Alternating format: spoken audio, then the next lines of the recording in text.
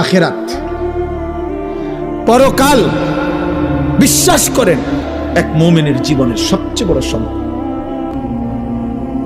এক মুমিন যদি আখিরাতের বাঁধন থেকে ছুটে যায়, তার ঈমানের কিছুই আর থাকে না। ঈমানের কিছুই আর থাকে। আল্লাহ তাআলা ঈমানের প্রথম পরিচয় দিয়েছে আল্লাযীনা ইউমিনুনা বিল গায়ব, যেখান থেকে মালিক তার কোরআনের সূরা বাকারায় কথাই শুরু করছেন। গায়েবের প্রতি ঈমান, সেই প্রথম মুত্তাকি। আর গায়েব মানে আমার চোখে অদেখা, অথচ আল্লাহ রসুলের কথা।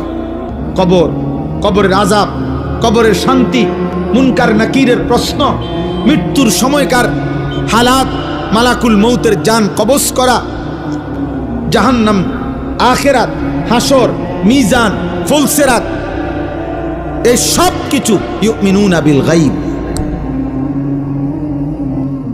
আল্লাহ তাআলা বলেন এটা যার মধ্যে আছে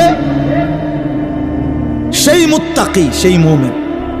তাহলে ঈমানের প্রথম সম্পদ, ঈমানের প্রথম নিয়ামত আমার রব যা বলেছেন, যদি আমি নাও দেখি, নাও শুনি, নাও বুঝি, আমার কল্পনায়ও যদি না আসে, তারপরেও বিনা শব্দে, বিনা বাক্যে শতভাগ মেনে নেওয়া আখিরাত। তবে আখিরাত ভুলে গেলে মুমিন থাকে না।